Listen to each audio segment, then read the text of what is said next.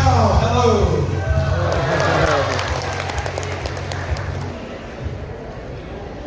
That was my favourite mountain. The picture on there was Mount Taranaki where I grew up. Đây là một trong những bức hình mà tôi rất là thích. So I'm very excited to be here today to do a deep dive into all things colostrum. Hôm nay thì tôi rất là hào hứng khi mà được có mặt ở đây để chia sẻ với chúng ta rất là sâu những điều tôi biết về sữa non.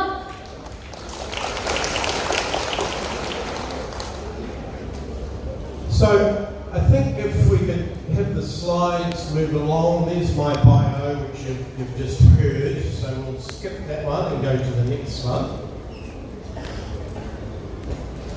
I'm going to start firstly with a world view of colostrum. So this slide shows the main markets for colostrum in the world. Và bây giờ tôi sẽ bắt đầu bằng cách là chia sẻ với chúng ta thanh về sữa non trên thế giới. Và trên màn hình thì chúng ta sẽ nhìn thấy những thị trường chính mà đang tiêu thụ sản phẩm sữa non. It shows that Asia consumes 2 times more than the USA and 3 times more than Europe. Và chúng ta thấy rằng là châu Á thì đang tiêu thụ gấp đôi cái số lượng tiêu thụ của nước Mỹ và thậm chí gấp 3 lần số lượng tiêu thụ của châu Âu.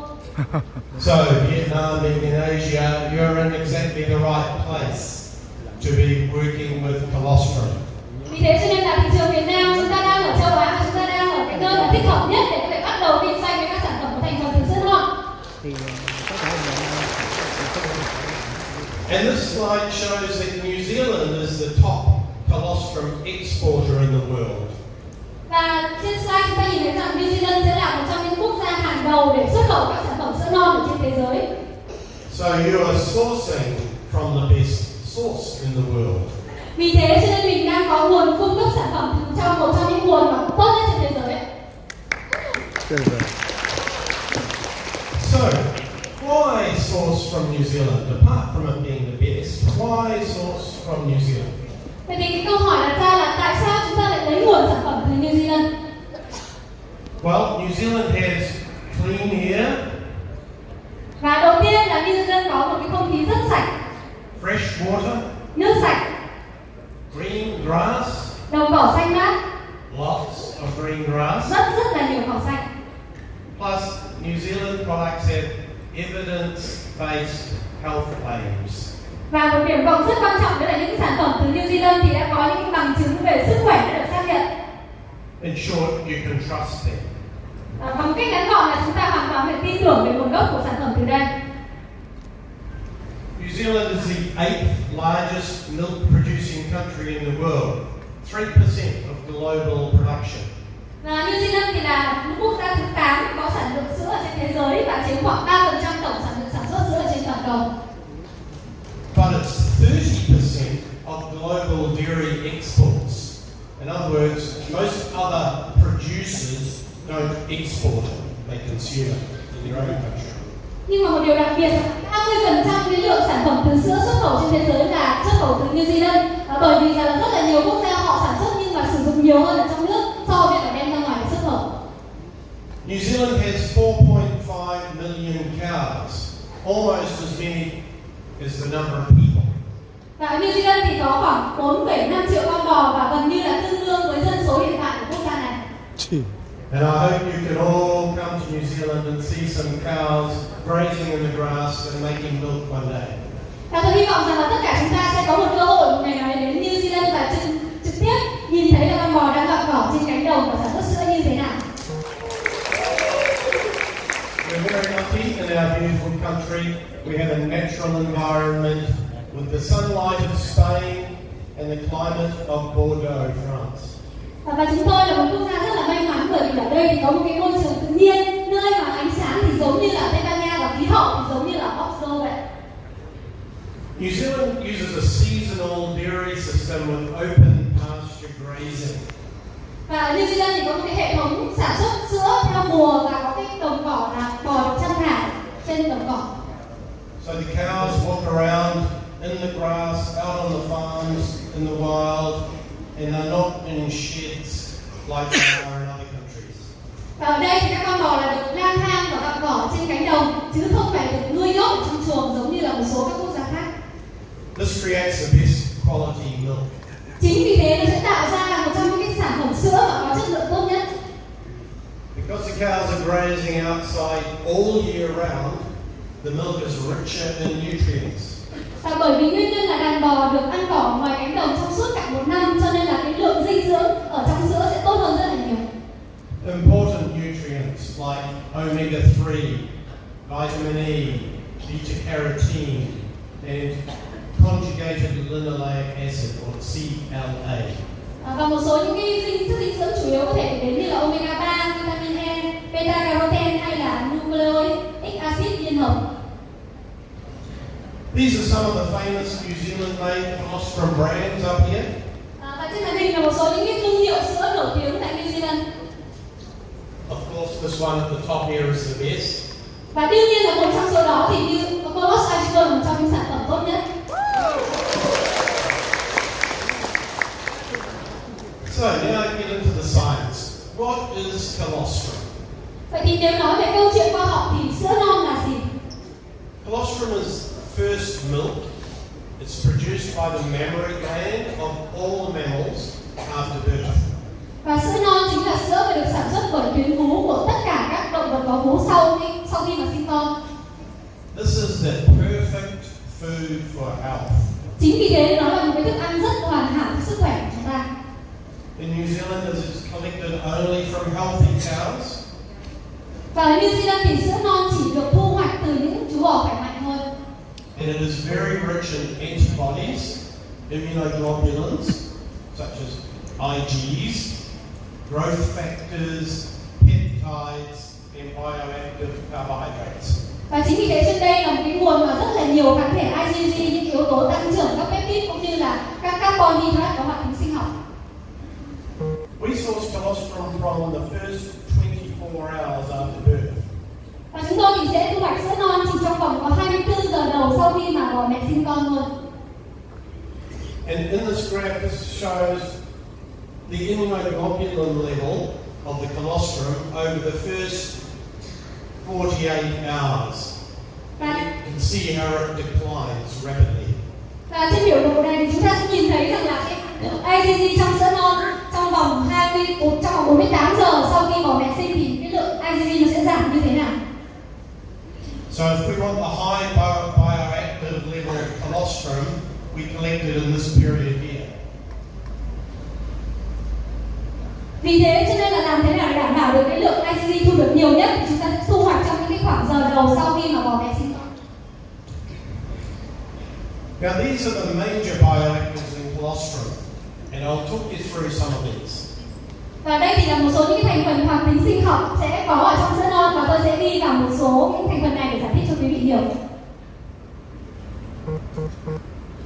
Most importantly are the immunoglobulins, such as IgG, which are antibodies. Và quan trọng nhất chính là immunoglobulin hay là IgG mà chúng ta còn gọi là kháng thể. Antibodies are produced by the cow's immune system every time the cow comes into contact with a pathogen or a germ, a bacteria or a virus. Và cái kháng thể này thì sẽ được sản xuất ở trong cái hệ miễn dịch của con bò mỗi khi mà con bò cần phải tiếp xúc với những cái vi khuẩn hay những cái virus từ bên ngoài. These antibodies go into the colostrum and they then protect the calf from these germs. Và những kháng thể ở trong sữa non thì sẽ giúp bảo vệ con bê con để tránh khỏi các vi khuẩn, các cái tác nhân có hại. But it's not just for the calf. They work for humans, and when we consume colostrum, we also get protection from those germs. Nhưng mà sữa non của bò mẹ thì không chỉ có tác dụng bảo vệ cho bê con mà nó cũng sẽ có tác dụng tương tự cho sức khỏe của con người, và khi chúng ta sử dụng thì chúng ta cũng sẽ có những cái hiệu quả bảo vệ tương tự như vậy. Also in colostrum are all of these different growth factors.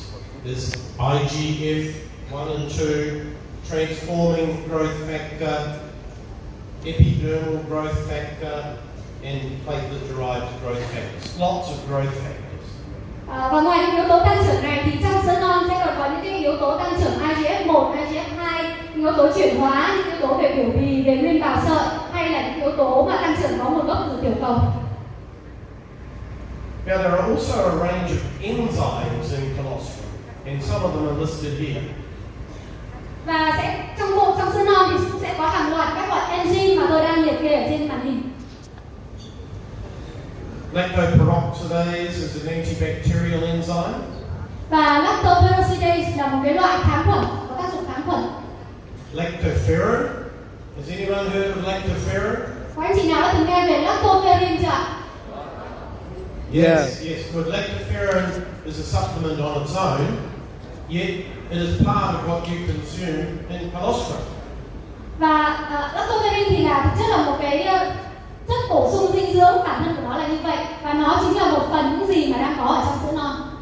In fact, there's 20 times more lactoferrin in colostrum than there is in milk.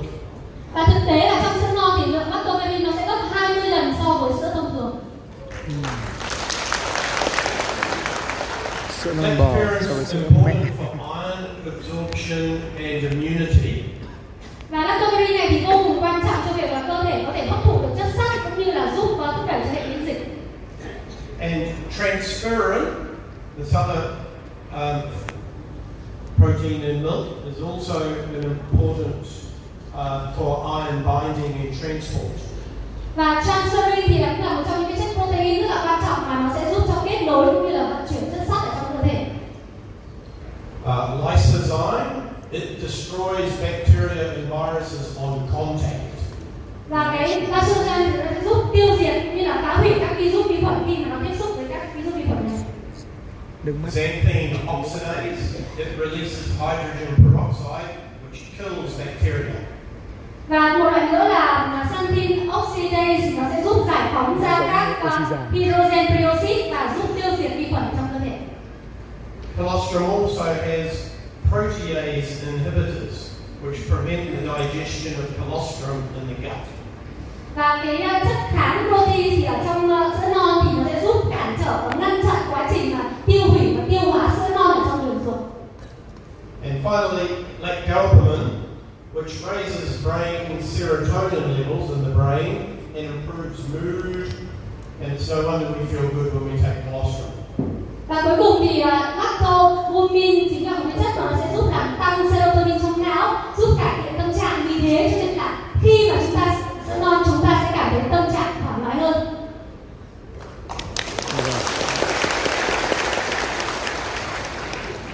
Colostrum also contains cytokines, immune-regulating chemicals, which are messengers that help cell-to-cell communication. Ở trong sữa non thì nó sẽ có một cái thành phần gọi là cytokine, thì nó sẽ giúp điều chỉnh, điều hòa các cái hoạt động miễn dịch và nó cũng như là điều chỉnh các thông điệp về hóa học, giúp cho tế bào đến tế bào có thể kết nối và giao tiếp với nhau tốt hơn. Cytokines boost T-cell activity and antibody production. Và cái chất này thì nó sẽ giúp thúc đẩy các hoạt động của tế bào T cũng như là thúc đẩy quá trình sản xuất kháng thể trong cơ thể. Leukocytes, which stimulate the production of interferon, which slows viral reproduction. Và leukocyte thì lại là một chất mà nó giúp thúc đẩy quá trình hoạt động của các interferon và cũng như là làm chậm quá trình tái sản xuất của virus ở trong cơ thể mình. Lymphokines, which are antiviral chemicals. Lymphokine thì là các hóa chất hợp chất mà nó sẽ giúp kháng virus. And interleukins, which regulate the immune response. Và cuối cùng là interleukin thì là chất mà nó sẽ giúp điều hòa các phản ứng miễn dịch của cơ thể.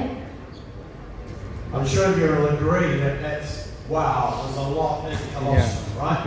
Vì thế nên chúng ta hãy cho một tràng pháo thật là lớn vào wow, bởi vì là những tác dụng tuyệt vời có trong sữa non ạ. Sữa non trong 41 ngày đẩy.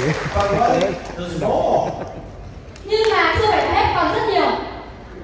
Colostrum also has a full complement of all of these vitamins and minerals. Và sữa non thì còn là một tổng hợp rất là đầy đủ của những loại vitamin và khoáng chất ở đây. Very powerful. Rất là quyền lực ạ. So in summary, colostrum is the most powerful, complete, natural, and bioactive food we will ever eat. Vì thế cho nên có thể nói rằng là sữa non là một trong những loại thức ăn có quyền lực, hoàn thiện, tự nhiên và có hoạt tính sinh học tốt nhất chúng ta có thể từng được ăn.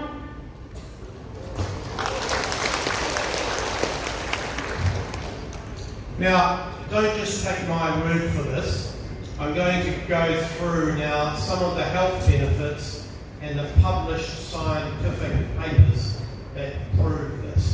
Và tất cả những điều mà tôi chia sẻ trên đây thì sẽ có những cái tài liệu và bằng chứng nghiên cứu khoa học để chứng minh cho những điều này. There is actually scientific and clinical evidence for these benefits in these areas. Và đương nhiên là cũng sẽ có những bằng chứng cũng như là thử nghiệm khoa học để chứng minh cho những kiến thức mà tôi vừa chia sẻ với các anh chị. Influenza prevention.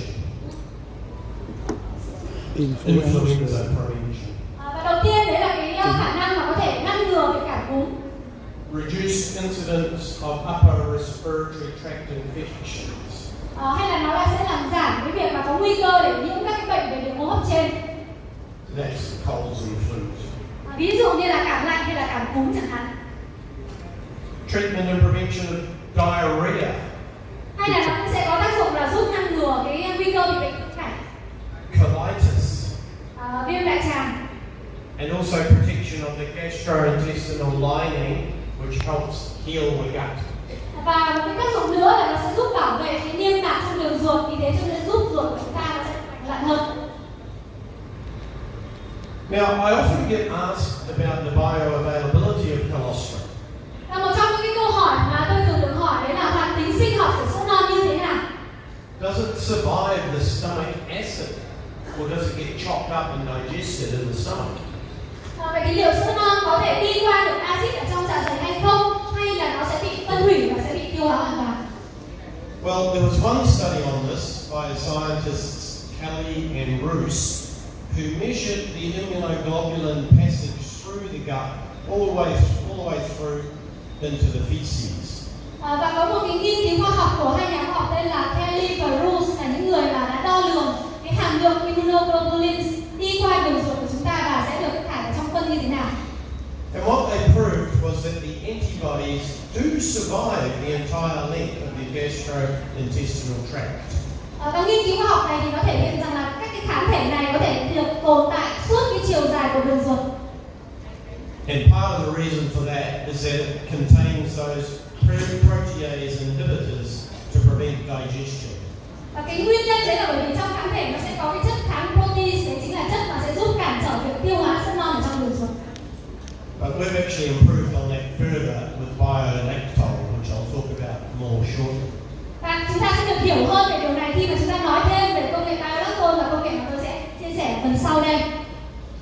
So the answer is yes, colostrum does survive digestion and is bioavailable.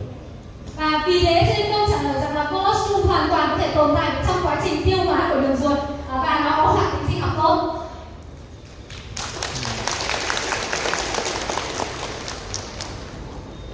I have a database of over 800 scientific publications on colostrum. Tôi có một cái nguồn dữ liệu của hơn 800 các nghiên cứu khoa học đã được xuất bản về sữa non. We don't have time to go through all of them today, but here is a small snapshot of a few of the interesting scientific publications. Và tôi thì không có đủ thời gian để chia sẻ tất cả điều đó cho anh chị, nên chúng ta sẽ đi qua một số những nghiên cứu khoa học mà thú vị nhất. This first study in 2007 in Italy found that colostrum was 3 times more effective than the flu vaccine. Và đây là một trong những nghiên cứu ở nước Ý vào năm 2007 thì cái nghiên cứu này thì đã thể hiện rằng là sữa non thì sẽ có hiệu quả hơn 3 lần so với các loại vaccine phòng chống cúm.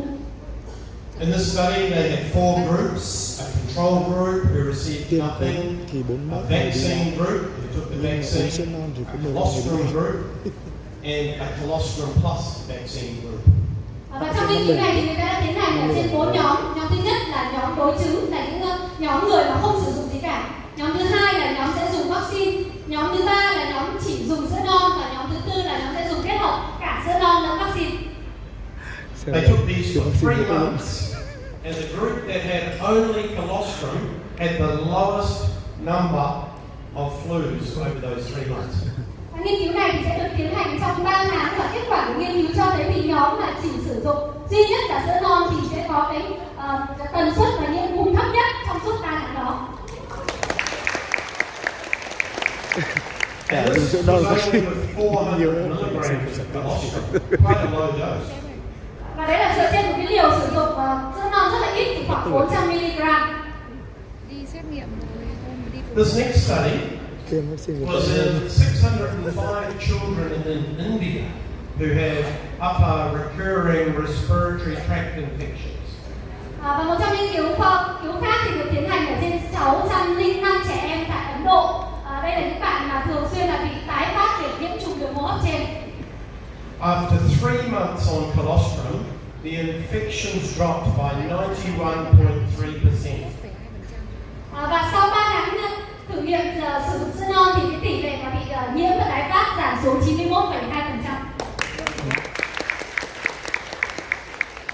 Very powerful. This is very important because the main treatment for infections had been antibiotics. Và cái điều này rất là quan trọng bởi vì là cái giải pháp mà chủ yếu để sử dụng trong cái quá trình này đấy chính là giải pháp sử dụng các kháng thể để giúp tăng sức đề kháng của cơ thể.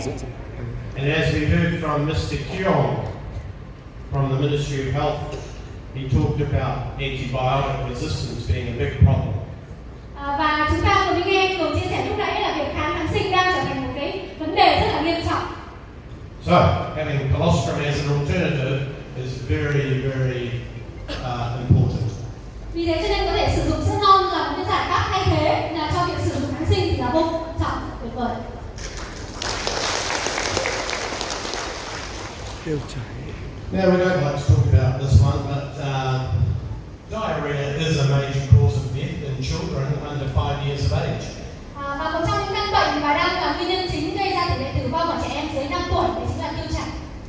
And colostrum has been found to reduce diarrhea by 86.6%.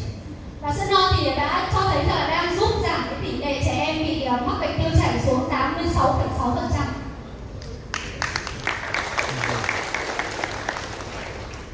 Colostrum has long been known to benefit the gut. Và đã từ lâu thì con người ta đều biết rằng là sữa non thì rất là có hiệu quả và lợi ích cho đường ruột. Previous studies have shown that colostrum heals leaky gut syndrome. Và những nghiên cứu khoa học trước đây thì chứng minh rằng là sữa non sẽ có tác dụng là hỗ trợ giúp làm giảm các triệu chứng là rò rỉ đường ruột. So leaky gut syndrome is a condition where the gut lining gets holes in it from various challenges, such as anti-inflammatory drugs, chemicals and toxins in the food, and allergens. Và cái rò rỉ đường ruột này nó là một cái tình trạng khi mà niêm mạc ruột chúng ta sẽ có các cái lỗ hổng do các cái nguyên nhân như là sử dụng các thuốc kháng sinh, các hóa chất, các chất có hại trong thức ăn hay là tiếp xúc với các chất gây dị ứng. But remember, all those growth factors that I talked about in colostrum, they help to heal these holes and reduce the symptoms of leaky gut.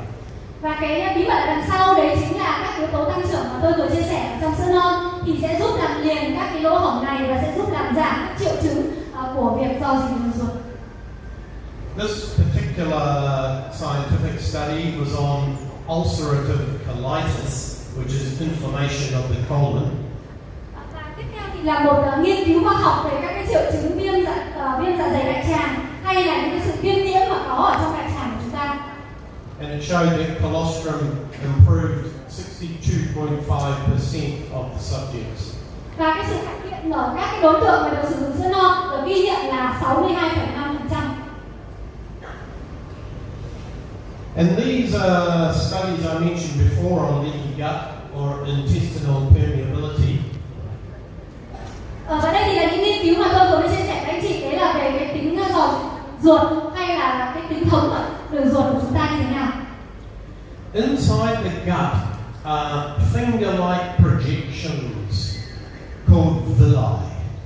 Và trong đường ruột của chúng ta thì sẽ có những cái phần mà nhô lên giống như là ngón tay, ta gọi là viêm hao, làm tăng cái diện tích hấp thụ của đường ruột.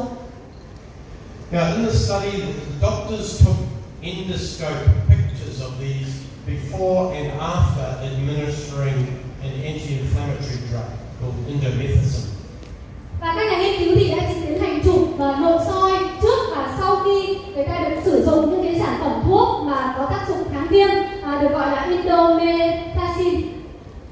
And after taking indomethacin, the villi were all shortened and broken and crooked. Và sau khi mà sử dụng thuốc này thì sẽ nhận thấy rằng là các nhung mao hay là các cái ngón tay đó nó sẽ bị ngắn lại hoặc là bị vỡ. But after taking colostrum, the villi grew back and were restored to full health and function again. Quite amazing. Và sau khi mà được sử dụng sữa non thì các nhung mao này thì sẽ được hỗ trợ dinh dưỡng để có thể tăng trưởng trở lại và có thể hoạt động một cách khỏe mạnh trở lại. Now, I'd like to explain a few of the quality considerations of colostrum, because quality is really important. Và bây giờ thì tôi muốn giải thích ra một số những cái tiêu chuẩn về chất lượng ở trong sữa non, bởi vì là chất lượng là một trong những yếu tố rất quan trọng khi chúng ta lựa chọn sản phẩm. So these are the quality factors that you should hopefully get in a really good colostrum product. Vì vậy cho nên là để mà lựa chọn một sản phẩm có thành phần sữa non tốt thì chúng ta sẽ phải lưu ý đến các tiêu chí sau đây. So firstly, a very high level of IgG, because IgG is one of the main features, at least 20%. Và đầu tiên thì sản phẩm đấy nó sẽ phải có một cái hàm lượng IgG cao, và đây là một trong những yếu tố quan trọng đầu tiên khiến cho người ta sử dụng sữa non. Và hàm lượng này thì tối thiểu phải nên là 20%. Now it should also contain other immunoglobulins like IgA and IgM. Và đồng thời thì nó cũng sẽ nên có các cái thành phần kháng thể khác như là IgA và IgM. Another recently discovered factor are PRPs, proline-rich polypeptides, PRPs. Và đồng thời thì trong đó cũng sẽ nên cần phải có cái thành phần gọi là PAP hay là những cái polypeptide mà có dầu proline. The colostrum should be sourced from healthy cows, verified by export certification. And this is the benefit of New Zealand supply, as I mentioned before. Và thêm một điểm nữa đấy là sữa non này thì nên được lấy nguồn từ những con bò khỏe mạnh, có được những chứng nhận về mặt xuất khẩu. Và đây chính là một những cái điểm trong những cái điểm lợi ích của các sản phẩm có nguồn gốc từ New Zealand mà tôi vừa mới chia sẻ lúc đầu. And you should receive a certificate of analysis for each batch of product. Và nhà sản xuất thì sẽ phải cung cấp được cái chứng nhận phân tích cho mỗi lô sản phẩm họ sản xuất ra thị trường. It should be free from hormones, pesticides and herbicides. Sản phẩm sẽ không được phép chứa hormone, thuốc trừ sâu, thuốc diệt cỏ. And I'm pleased to say that the colostrum in Coloss IG Gold satisfies all 6 of those criteria. Và tôi tự hào để nói rằng là sữa non ở trong Coloss IG Gold thì thỏa mãn 6 tiêu chuẩn này.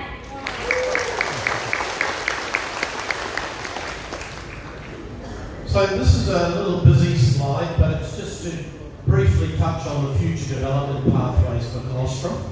Và trong phần tiếp theo này thì tôi muốn sẽ rất là ngắn gọn để chia sẻ với anh chị là cái hành trình, cái con đường phát triển tương lai của các sản phẩm có thành phần sữa non sẽ như thế nào. So there are a range of applications that we are working on that could result in exciting products for you. Và chúng tôi đang tiến hành rất là nhiều hoạt động cũng như rất là nhiều việc nghiên cứu để làm sao có thể tạo ra những sản phẩm rất là thú vị tiếp theo đây dành cho anh chị. Xúc miệng nữa kìa. This slide just highlights that there are multiple categories. There are oral hygiene, nutritional supplements, drugs and cosmetics. Cái tận dụng. Và ngoài ra thì sẽ có rất là nhiều những cái lĩnh vực rất là hấp dẫn khác, ví dụ như là các sản phẩm thuốc vệ sinh đường miệng, các sản phẩm thực phẩm bổ sung, thuốc cũng như là các sản phẩm mỹ phẩm. They each have different investment requirements and different time frames for development. Và đương nhiên thì là mỗi một cái lĩnh vực và thị trường khác nhau thì sẽ cần những cái sự đầu tư để phát triển nghiên cứu cũng như là một cái khung thời gian khác nhau để có thể tạo ra được sản phẩm cuối cùng. But we have a big team of scientists that hopefully be able to bring you some amazing new supplements much sooner in these difficult times. Và rất là may mắn là chúng tôi có một đội ngũ các nhà khoa học đang hàng ngày làm việc để có thể mang đến những cái sản phẩm tuyệt vời cho anh chị có thể là sớm hơn so với những khung thời gian này.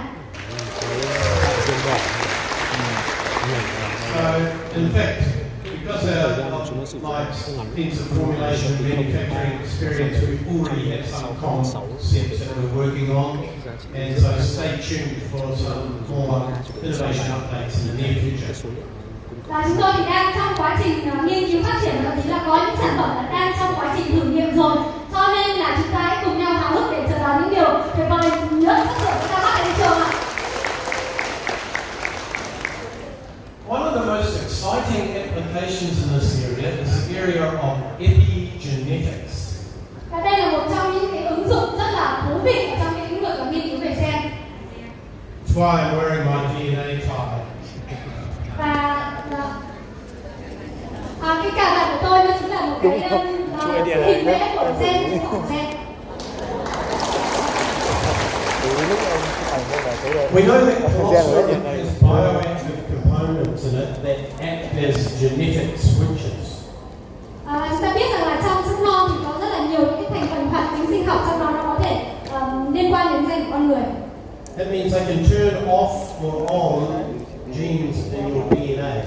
Và điều đấy có nghĩa rằng là nó có thể kích hoạt tắt hoặc bật những cái gen ở trong bộ DNA của anh chị. And this has some really exciting potential for overcoming many degenerative diseases. Và cái việc mà nghiên cứu về gen này thì nó sẽ tạo ra một cái tiềm năng rất là lớn cho con người của chúng ta để có thể vượt qua cái căn bệnh gọi là về suy thoái não hô hấp của cơ thể. Another very interesting area of research is in the area of stem cell science. Và vì thế cho nên là một trong những lĩnh vực mà tôi thấy rất là thú vị khi nghiên cứu đấy chính là lĩnh vực về khoa học tế bào gốc. In 2008, stem cells were discovered in breast milk. Và năm 2008 thì các tế bào gốc được phát hiện ra là có trong sữa mẹ. Stem cells are the original cells that all the cell types in our body come from. Tế bào gốc chính là cái tế bào nguyên bản trong cơ thể của chúng ta mà tất cả các tế bào khác trong cơ thể đều xuất phát từ đây. They are what's called undifferentiated cells. Và những cái tế bào này sẽ được gọi là tế bào không khác biệt hóa. And we all have a supply of these in our bone marrow and in our fat tissue, and they get released and circulate in the body to repair damaged tissues. Và chúng ta sẽ có cái nguồn cung cấp tế bào gốc này sẽ nằm ở trong tủy xương, các mô chất béo là nó sẽ được giải phóng và sẽ được vận chuyển đi khắp cơ thể để có thể giúp sửa chữa các tế bào mà đang bị hỏng hóc. So, if you had an injury anywhere in your body, could be your muscles, your joints, could be your kidneys, your lung, your heart, anywhere in your body, any organ, the stem cells would go there. Thế cho nên là nếu như anh chị có một cái tổn thương nào đấy ở trong cơ thể, ví dụ như là ở cơ, ở xương, ở khớp, ở thận, ở trái tim hay là bất kỳ một cái cơ quan nào, thì các tế bào gốc sẽ được gửi đến đây. And when they reach the site of injury, chemical messengers will tell them to differentiate and turn into that type of cell. Và khi mà tế bào gốc đến các cái khu vực mà đang bị tổn thương đó thì nó sẽ được phân hóa và sẽ chuyển thành các cái loại tế bào mà đang bị tổn thương. And that's how the body repairs itself. And colostrum helps to stimulate this healing process. Đấy chính là cái cách mà cơ thể của chúng ta sẽ tự sửa chữa, cũng như là sữa non sẽ giúp thúc đẩy quá trình tự sửa chữa này của cơ thể. So, in conclusion, I would like to just share this quote from the scientist Dr. Lehrke, who said, Và để kết lại thì tôi muốn chia sẻ một cái câu nói từ một nhà khoa học đó là Dr. người đã nói rằng. And this was published in a scientific journal, his words here. Và đây là một trong những câu nói được xuất bản trong các tạp chí khoa học, chị có thể tìm thấy được, tra cứu được. He said, colostrum is an outstanding nutritional supplement. Và nhà khoa học nói rằng là sữa non là một cái nguồn bổ sung dinh dưỡng nổi bật. A food that protects and promotes health. Và đấy là một loại thức ăn mà sẽ giúp bảo vệ và thúc đẩy sức khỏe. And he said, it is not surprising that biotechnology companies are scrambling to clone and reproduce large quantities of the main factors that are naturally present in colostrum.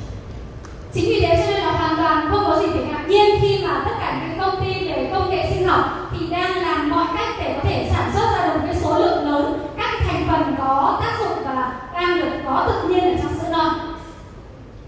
So that's a powerful endorsement of how much excitement there is about colostrum in the scientific world. Và tất cả những gì mà tôi vừa chia sẻ với anh chị là những gì mà rất là ngắn gọn nhưng rất là thú vị về những cái thành phần tuyệt vời mà có trong sữa non từ góc độ khoa học.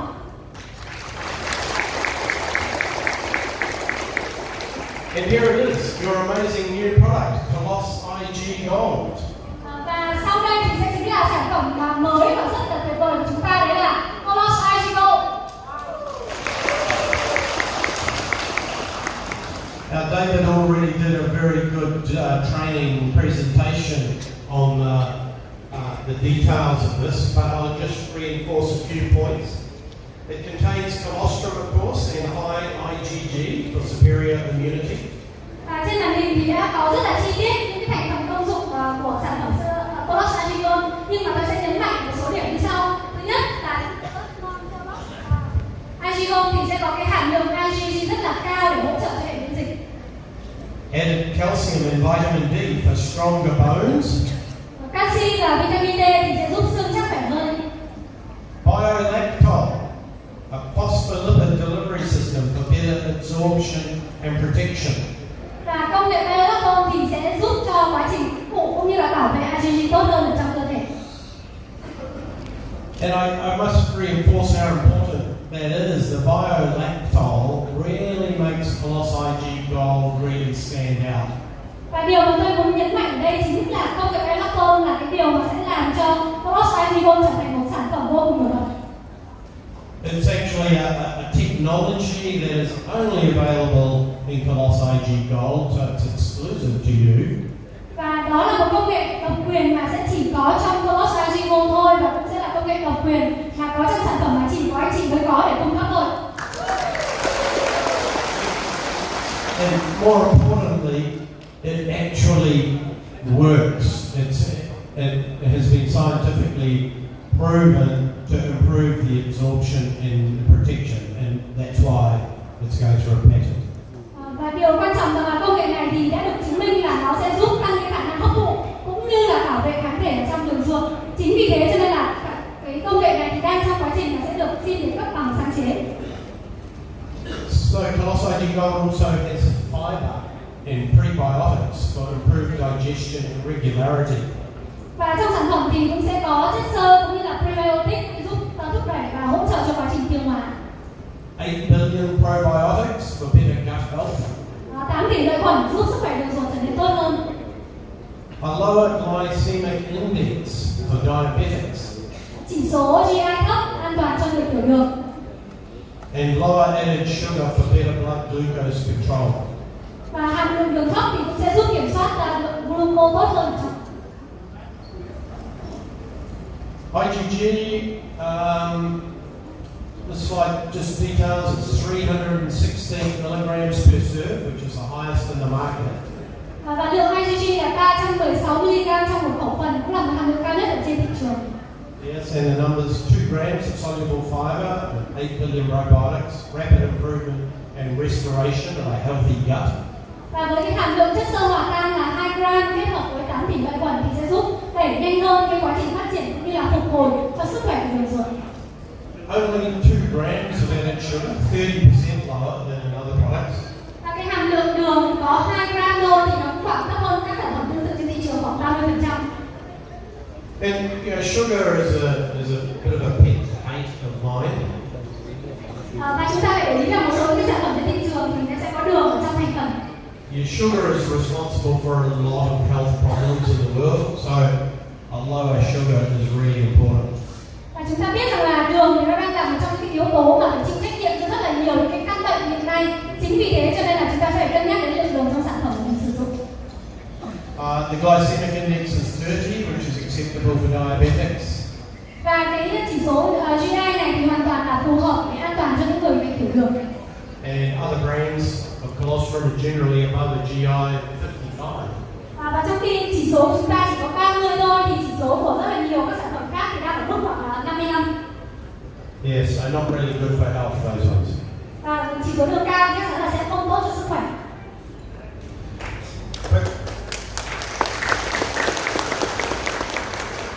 So, Coloss IG Gold is the best in the class, and we actually validated this by doing a survey of nutritionists, expert nutritionists, and they concluded that it was number one. Và Coloss IG Gold thì được coi là một trong những sản phẩm rất là tốt khi mà chúng tôi đem trải nghiệm ở trong một nhóm các chuyên gia và các nhà khoa học thì họ đều đánh giá rằng Clorox Agilon là một trong những sản phẩm tốt nhất.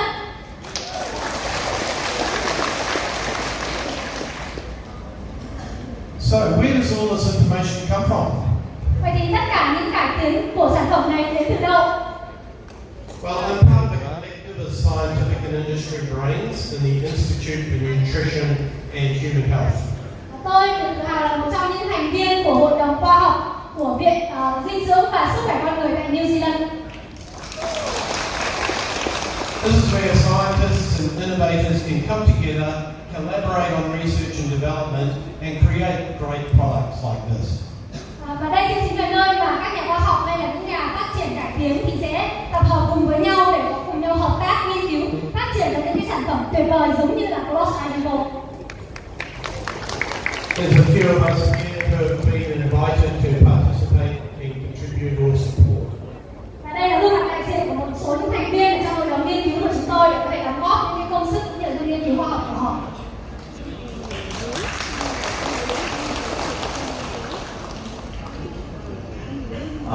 I think that brings to a close my presentation. So I just want to thank you very much, and I hope it's been helpful. And live your dream. Đó là những gì mà tôi muốn mang đến ngày hôm nay cho các anh chị, và tôi rất là biết ơn cô có mặt ở đây, và tôi muốn một điều nói với anh chị là hãy sống trọn ước mơ của mình.